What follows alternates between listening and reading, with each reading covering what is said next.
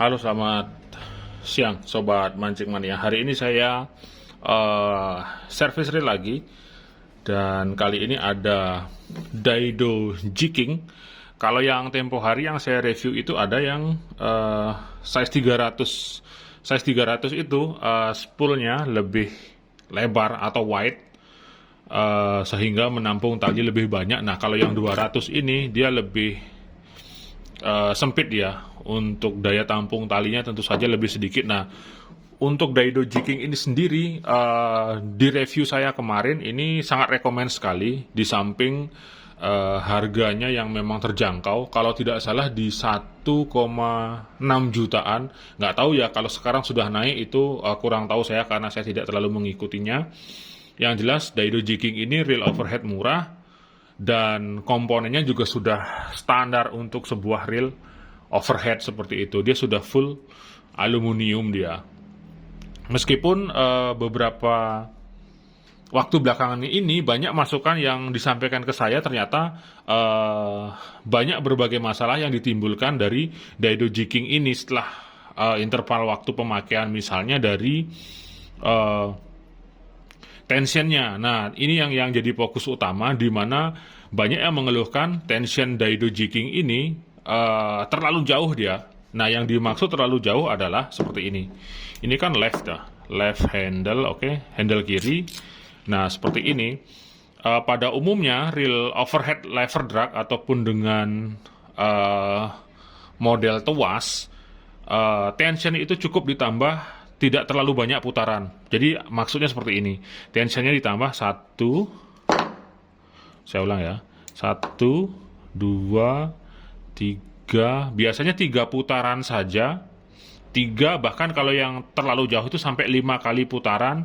Itu ketika di posisi strike seharusnya dia sudah ngerim. Nah, sedangkan Jiking ini di fullkan pun dia tidak ngerim dia. Nah, masih masih jalan dia. Ini sudah saya tambah tension 3 kali putaran pengaturan tensionnya. Tadi 3 berarti 4, 5. Nah, 5 ini sudah termasuk jauh dia. Nah, space tensionnya. Nah, yang kelima pun dia masih jalan. 6, 7, 8. Nah, ketika di 8 baru saya merasakan adanya pengereman yang dilakukan pada komponen drag washernya. 8 kali putaran penambahan tension. 8, 9, 10. Nah, 10 baru mati dia.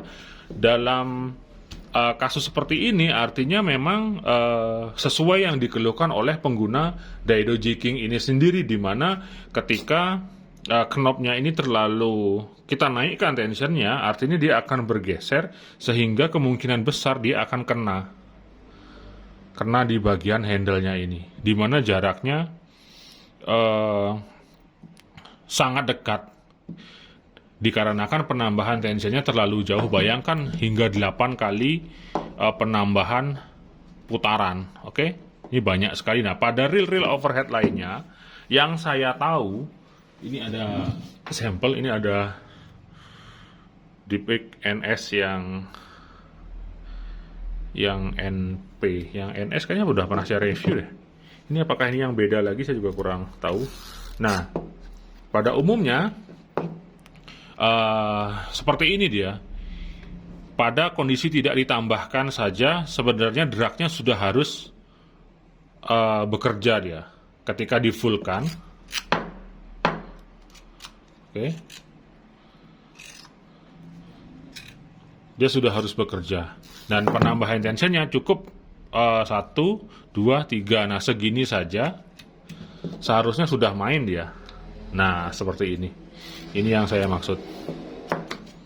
Cuman ini agak main-main ini. Oke, jadi seperti itu. Ini sudah fullnya di sini dia. Nah, segini saja sudah mati dia. Jadi tidak perlu menambahkan tension terlalu banyak. Cukup 1, 2, 3 seperti itu. Oke, ini Deepik. Nah, ini reel DND juga bisa kita jadikan contoh seperti ini. tanpa menambahkan tension seharusnya dia sudah bekerja dragnya. Nah, dragnya sudah menggigit dia. Ketika di fullkan, nah dia sudah sangat keras. Dan kalau ditambah lagi 1, 2, 3, dia sudah bekerja dengan sempurna. Dragnya benar-benar jalan dia. Ditambahkan sedikit saja benar-benar terjadi perubahan tension ataupun tekanan drag washernya. Oke, itu sekilas yang bisa saya jelaskan kenapa di real Daido jiggingnya terjadi gesekan antara knopnya ini dengan handle-nya. Karena selain handle-nya juga sedikit bengkok dia ke sini. Meskipun pada umumnya real overhead memang seperti itu sih. Sedikit bengkok dia, cuman jaraknya biasanya agak jauh seperti ini. Jaraknya kan jauh dia. Sehingga kita tambahkan pun jaraknya jauh. Ini yang di Maguro Deep juga, ini jaraknya jauh dia. Oke, jadi itu yang bisa saya sampaikan. Selebihnya tentu akan saya cek dalamnya untuk memastikan bagaimana kondisinya. Tentunya ini sudah kurun interval waktu pemakaian dalam jangka waktu tertentu, di mana sudah kelihatan di sini ada korosi. Itu hal yang wajar sih dalam sebuah real overhead. Nah, ini dia. Di sini ada garam. Nah, seperti itu bisa kita lakukan yang namanya pengecekan sekaligus regrease. Oke, saya akan buka ini knopnya dulu.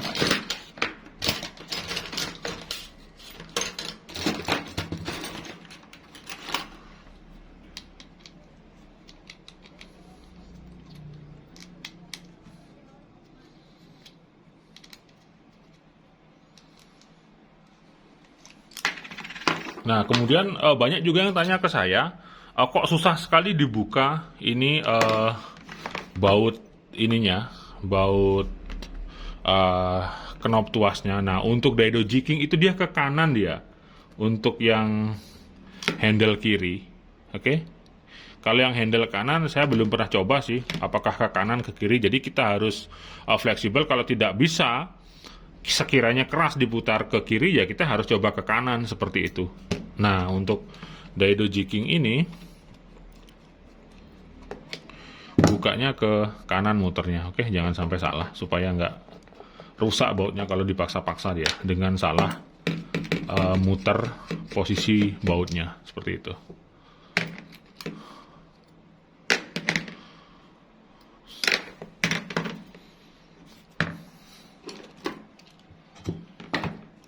Oke, sekarang kita akan langsung saja menuju bagian ini, bagian dalam bodinya.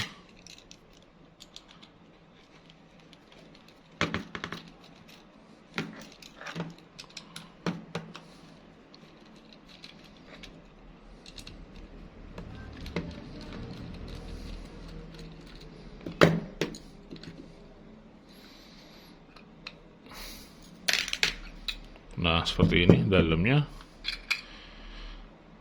Ini sepertinya grease-nya bekas diratakan ya. Jadi bagian dalam saya rasa aman sih, nggak masalah dia. Oke, selanjutnya saya akan buka bagian handle.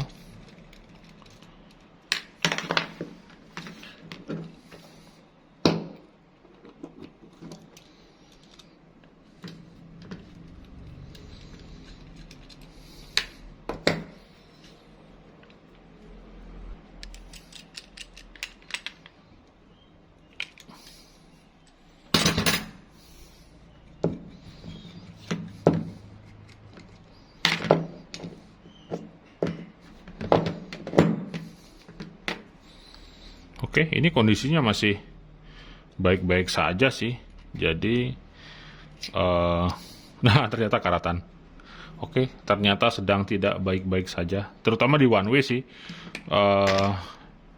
Reel dengan bahan one way-nya stainless itu memang gampang karatan ya. Bahkan akurat sekalipun juga gampang karatan kok. Makanya fungsi daripada ngecek ya ini,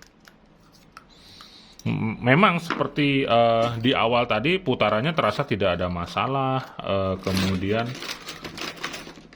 apa namanya, rasanya juga baik-baik saja. Ternyata setelah dibongkar, ternyata ada karatan di one way-nya.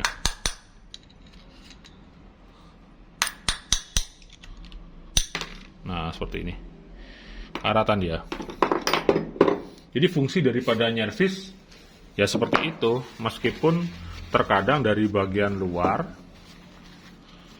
benar-benar tidak terasa ada masalah, tapi setelah kita cek, nah seperti ini karatan dia. Oke. Nah, kalau karatan ini kita bisa langsung semprot saja supaya karatannya keluar ya.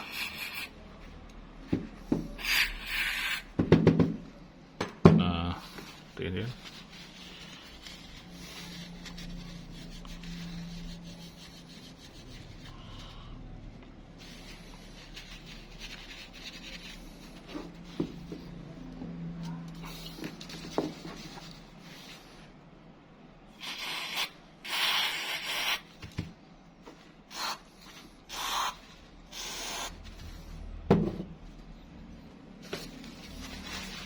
Kemudian kita bisa keringkan dengan tisu.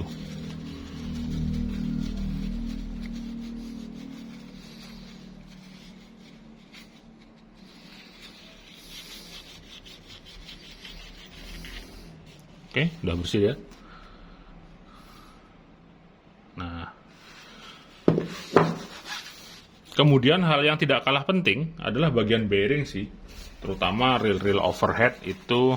Sebenarnya kalau ada sedikit waktu lebih itu sebaiknya bearing dibuka meskipun dia akan memakan waktu servis yang lebih lama dia, karena kita harus bukain bearing. Tapi ini merupakan satu nilai plus juga, di mana kita bisa memasukkan grease pada bearing. Nah, seperti ini bisa dilihat. Ini nggak ada grease-nya. Oh kan? Kemungkinan ada, cuman dia sedikit. Dia tidak terlapisi secara keseluruhan. Jadi kita bisa pakai grease yang teksturnya lembut itu untuk memberikan pelumasan ataupun perlindungan pada bearing seperti itu.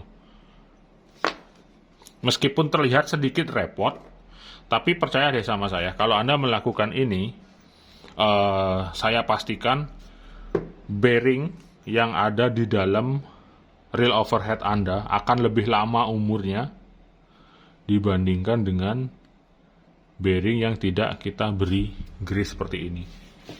Kita tinggal memastikan saja bahwa tekstur grease-nya itu lembut sehingga tidak terlalu berpengaruh nanti pada putaran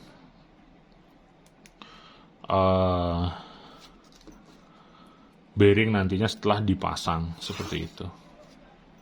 Nah, seperti ini saja sudah cukup. Nah, ini karena tekstur grease-nya lembut, jadi dia tidak terasa. Tapi di dalamnya sini sudah banyak grease-nya, dan itu akan lebih melindungi bagian dalam bearingnya. Oke. Kemudian untuk cleaning standar, cleaning bisa dilakukan seperlunya saja. Kalau seperti ini kan dia tidak ada bekas air. Tapi kalau memang mau lebih lebih bersih secara keseluruhan, ya dibukain semua seperti itu. Tapi kalau kita sebagai pemilik reel biasanya kan tahu bagaimana kondisi reelnya, apakah pernah kecipratan, apakah pernah nyemplung, atau ketika kita pakai mancing kita bungkus plastik nih, kita pakaiin kresek sehingga dia nggak kena air. Jadi ya setelah 3 bulan ya nggak perlu dibongkar secara keseluruhan seperti itu. Cukup kita cekin aja, kita cek seperti ini. Kalau nggak ada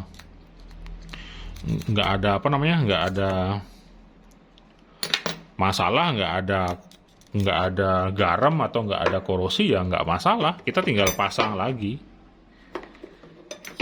Tinggal kita pasang lagi seperti semula, seperti itu. Jadi kondisional sih.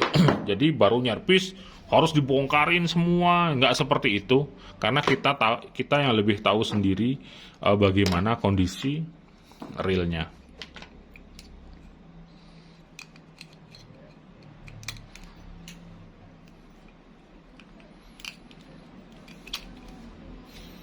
Oke, ini saya akan minta tolong beli montunya untuk untuk cleaning.